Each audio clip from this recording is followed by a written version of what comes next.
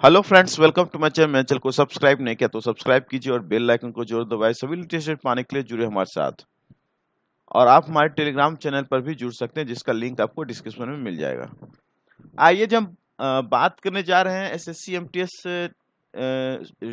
Joining related कुछ queries से बात हम करेंगे, जिसमें स्पेशली बहुत सारे मैं देख रहा था पुलिस वेरिफिकेशन से रिलेटेड बहुत सारी चीजें चल रही थी। लोग को ये नहीं समझ में आ रहा है पुलिस वेरिफिकेशन कब होगा, या उसकी क्या प्रक्रिया है, या उन तमाम प्रक्रियाओं का क्या उसके अंदर जो है कि उसका महत्व क्या है। उन सभी चीजों के बारे में बताएंगे और ये क्यों होता है और किस बेस पर होता है उसके बारे में भी इस वीडियो में आपको हम डिटेल्स में बताएंगे। और जहां तक बाकी रीजन्स की बात की जाए तो ज्यादातर रीजन्स में सब कुछ तो ठीक ठाक चल रहा है प्रॉपरली।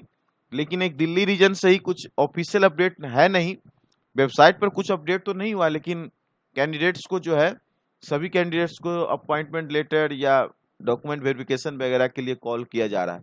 उस रीजन का भी एक अलग ही नज़ारा है, तो वो उसके बारे में हम किसी और वीडियो में बात करेंगे, क्योंकि उससे कुछ बातें निकल के आ रही है कि आखिर उस रीजन में चल क्या रहा है। तो वो आपको हम किसी और वीडियो में बताएंगे, ठीक है।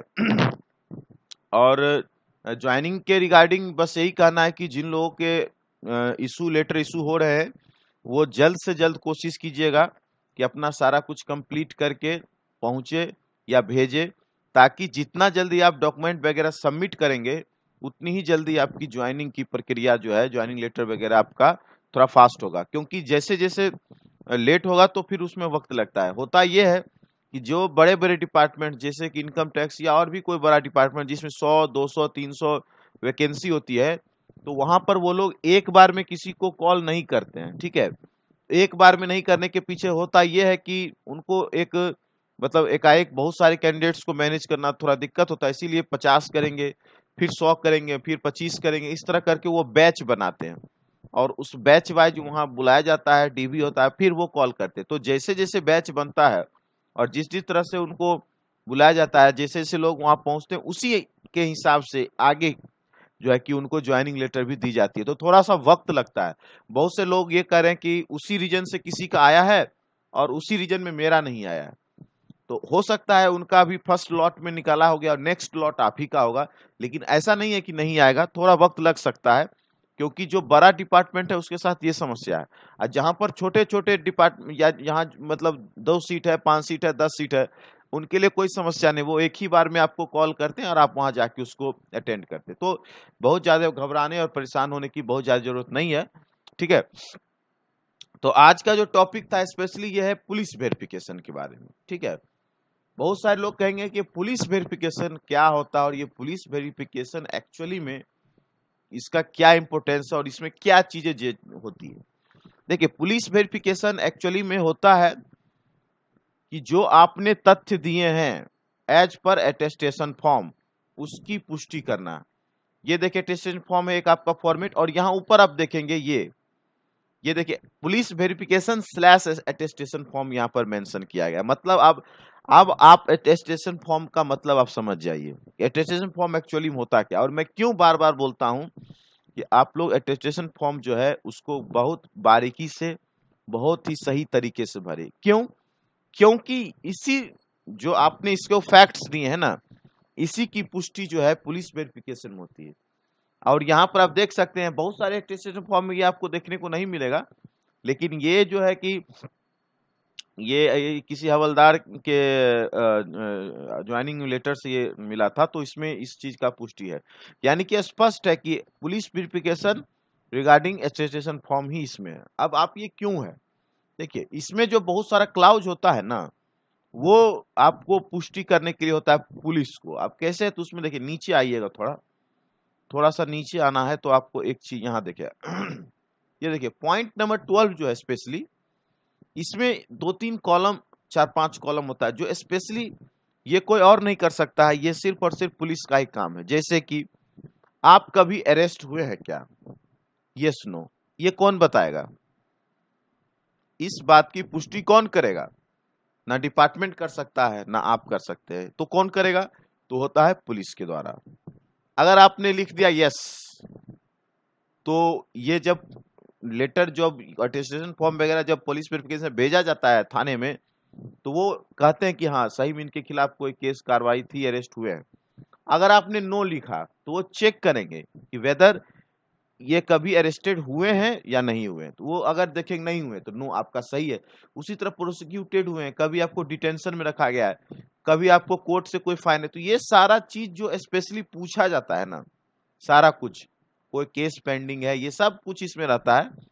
आपको कोई कोर्ट में कन्विक्ट है, कोर्ट ऑफ लॉ ऑफेंस है, कभी कभी पूछा जाता है कि कोर्ट ये जो है कि आपके अगेंस्ट कोर्ट में कोई केस है, कब, जब आप अटेस्टेशन फॉर्म फिल कर रहे हैं उस समय तक।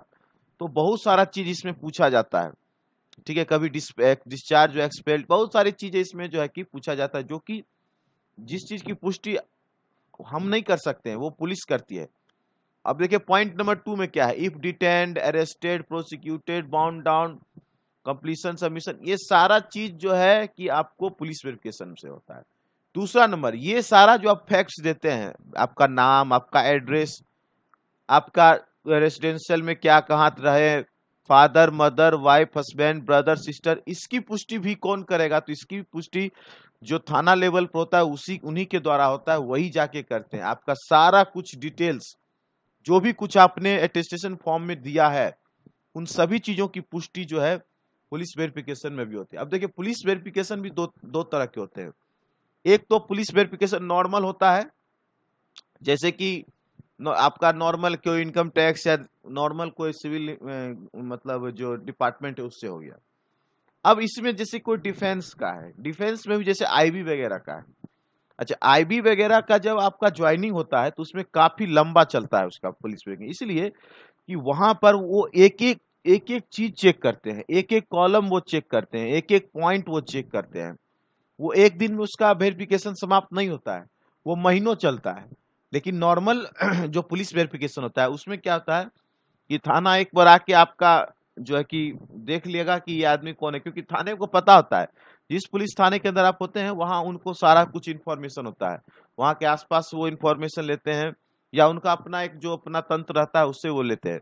तो वो करके वो लिख के भेज देते हैं कि हाँ ये सभी कुछ सत्यापित जो किया गया है वो सही पाया गया। लेकिन आईबी वगैरह या जो इस तरह के जो बहुत सारे मतलब इसमें डिपार्टमेंट्स होते हैं, सीबीआई वगैरह और भी इस तरह के जो डिफेंस से रिलेटेड होते हैं, तो वहां पर थोड़ा लंबा चेकिंग चलता है, वहां पर थोड़ा टाइम लगता है, पुलिस वेरिफिकेशन कंप्लीट होने में टाइम लगता है। और वो लोग जो है कि आपको ज्वाइनिंग से पहले पुलिस वेरिफिकेशन करवाते हैं। इसमें क्या है, इन सभी डिपार्टमेंट में आपका ज्वाइनिंग के बाद पुलिस वेरिफिकेशन होता है। बहुत सारे डिपार्टमेंट जिसमें आप ज्वाइन कर लेते हैं, सब कुछ हो जाता है, फिर वो क्या होता है कि एक कॉपी जो है कि उस कंसर्न मतलब जिले के एसपी को लिखा जाता है, और एसपी जो है उसको थाने में भेजता है। फिर थाना वाला जो है कि उसको कंप्लीट करके एसपी ऑफिस भेजता है, और एसपी ऑफिस जो है कि आपके डिपार्टमेंट को कम्युनिकेट करता है।